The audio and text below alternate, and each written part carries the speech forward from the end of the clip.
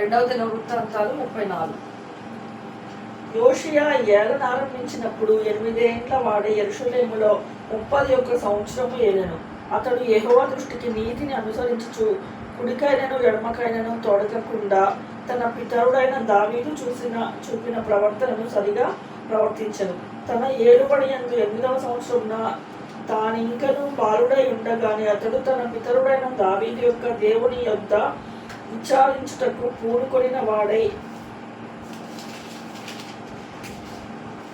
12వ ఏట తన ఉన్నత స్థలములను దేవతా స్తంభములను పడగొట్టి చెక్కిన విగ్రహములను పోత విగ్రహములను తీసివేసి యూదా దేశము యెరూషలేము పవిత్రము చేయునారంభించెను.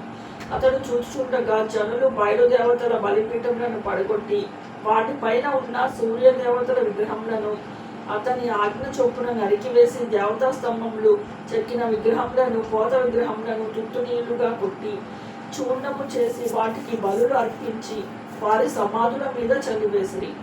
బయలుదేవత యాజకుల శల్యములను బలిపీఠముల మీద అతడు కాల్పించి యూదా దేశము యెరూషలేమును పవిత్రపరచెను. ఆ ప్రకారం అతడు మనష్షే, ఎఫ్రాయిము, షిమ్యాను దేశంలో వారి పట్టణములను, నఫ్తాలి మన్యము నందును చుట్టూ పట్లనున్న పాడు స్థలములన్నిటినీ బలిపీఠములను పడగొట్టెను. బలిపీఠములను దేవతా స్తంభములను పడగొట్టి చెక్కిన విగ్రహములను చూర్ణము చేసి ఇజ్రాయిల దేశమందంతటా సూర్య దేవతా విగ్రహములన్నిటినీ నరికివేసి అతడు యెరూషలేమునకు తిరిగి వచ్చెను. అతని ఏలుబడి యందు 18వ సంవత్సరమున దేశమున మందిరమును పవిత్రపరచుటకైన తరువాత అతడు అజల్యా కుమారుడైన షాఫానును, పట్టణాధిపతి అయిన మయసేయాను, రాజ్యపు దస్తావేజుల మీదనున్న యెహోయాహాజు కుమారుడగు యోవాహాజును తన దేవుడైన యెహోవా మందిరమును బాగు చేయుటకై పంపెను.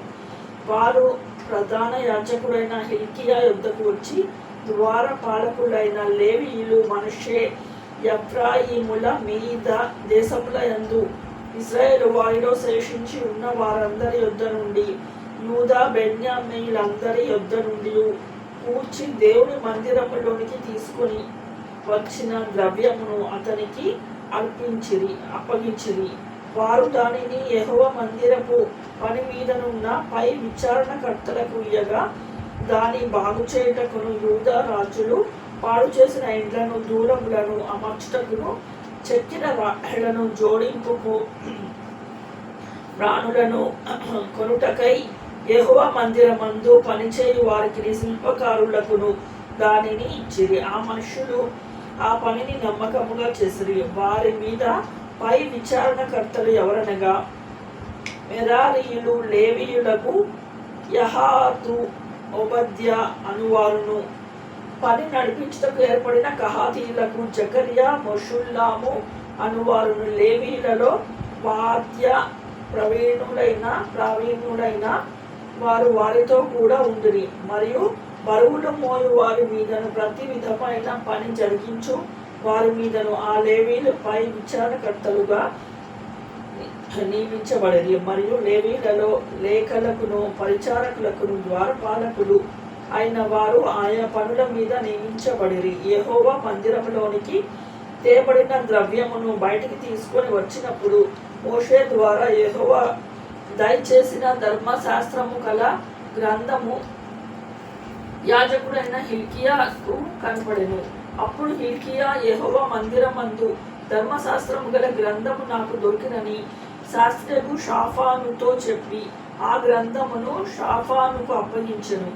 షాఫాను ఆ గ్రంథమును రాజు నొద్దకు తీసుకుని పోయి రాజుతో ఇట్లనెను, నీ సేవకులకు నీవు ఆజ్ఞాపించినదంతయు వారు చేయుచున్నారు. యెహోవా మందిరమునందు దొరికిన ద్రవ్యమును వారు పోగు చేసి పై విచారణకర్తల చేతికిని పనివారి చేతికిని దానిని అప్పగించి ఉన్నారు. మరియు యాజకుడైన హిల్కీయా నాకు ఒక గ్రంథం ఇచ్చినని రాజు ఎదుట మనవి చేసుకొని శాస్త్రియకు షాఫాను రాజు సముఖమున దాని నుండి చదివి వినిపించెను.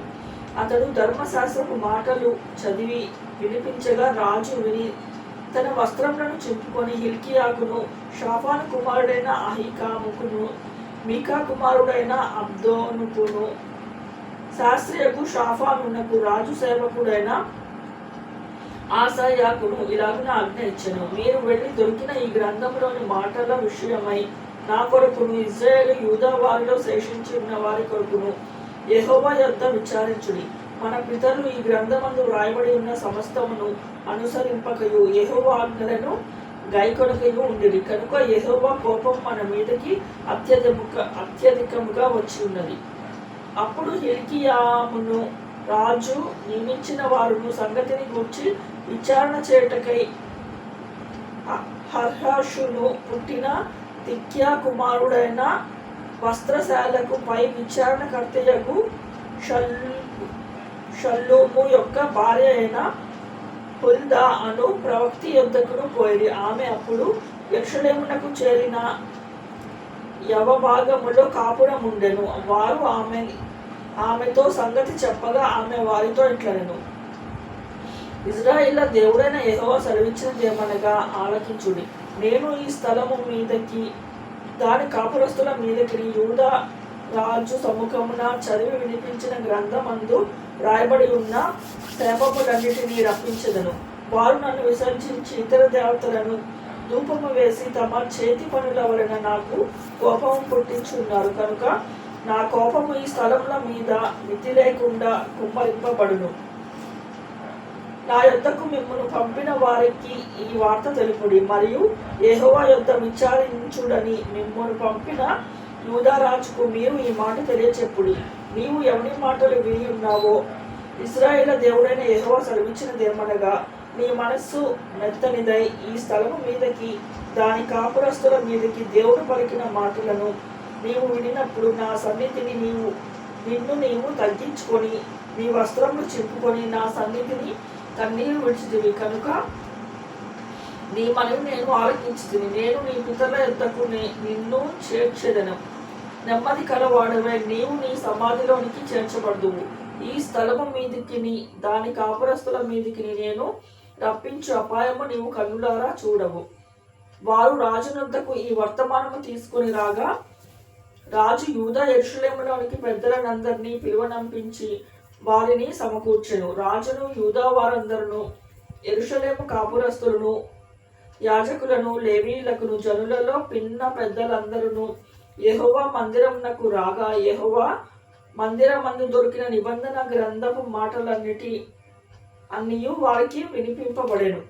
పిమ్మట రాజు తన స్థలమునందు నిలవబడి నేను యెహోవాను అనుసరించుచు ఆయన ఇచ్చిన ఆజ్ఞలను శాసనములను కట్టడలను పూర్ణ మనసుతోను పూర్ణ హృదయంతోను గైకొనుచు ఈ గ్రంథమందు వ్రాయబడిన నిబంధన మాటల ప్రకారము ప్రవర్తించుదునని యెహోవా సన్నిధిని నిబంధన చేసుకొనెను. మరియు అతడు యెరూషలేమునందున్న వారందరికీ బెన్యామీను అందరికీ అట్టి నిబంధనను ఒప్పుకొన చేసెను. కనుక యెరూషలేము కాపురస్తులు తమ పితరుల దేవుడైన దేవుని నిబంధన ప్రకారము ప్రవర్తించిరి. మరియు